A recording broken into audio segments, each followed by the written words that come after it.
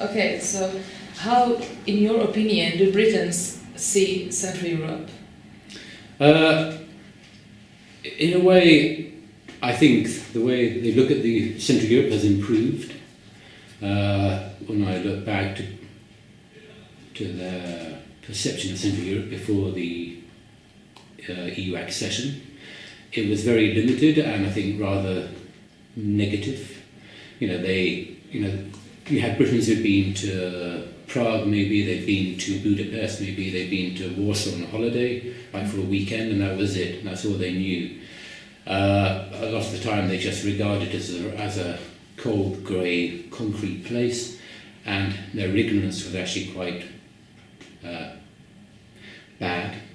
They were very ignorant about Central Europe, and also this term they referred to it as Eastern Europe as well. So it's like all the post-communist spaces sort of jumbled together under the term Eastern Europe.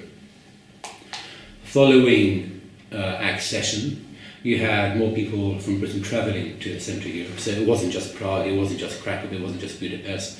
They might go to Brno, they might go to Gdansk, they might go to Wrocław in Poland, and they also might actually go to some of the countryside as well, because you can actually fly to more destinations in Central Europe. So that changed things.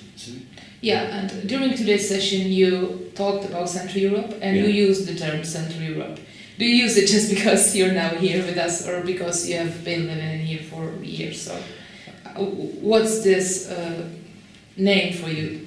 I use the term Central Europe because I dislike the term Eastern Europe, which of course, I also use the term Eastern Europe for countries further east, so I'm a bit of a hypocrite, I accept that. But for me, Eastern Europe was used by people in Britain as a derogatory term, and I disliked that.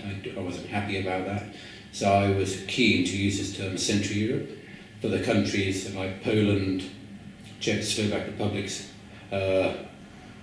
Hungary and Romania, and possibly also maybe like Slovenia, Croatia, Serbia, getting towards the Balkans. There's nothing fixed, of course.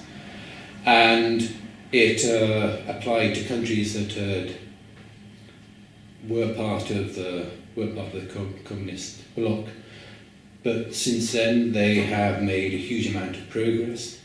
They have come miles from what they were in 1989, and I think, to use this term, Central Europe sort of recognises that they're no longer part of the, you just can consign them to the post-Soviet space, but they are actually quite distinct and they have made a huge amount of progress. And to call somebody Central, and to use the term Central Europe, makes people think about where these countries actually are as well. People think, why Central Europe? Where is that? They think about it, and they think about these countries, and they think about these countries maybe in a different, in a fresh light, in a different perspective. I know, as I said, it's a bit hypocritical of me, because if you look at Latvia, Estonia, Lithuania, they're all super advanced countries who have come 1,000 miles since the end of the Soviet Union. But, I put them in Eastern Europe. Yeah, you can call them Baltic. Yeah, they're Baltic states, but in a way they're Eastern Europe. So, but I think, Central Europe is a good term, and hopefully it will cement itself in the language.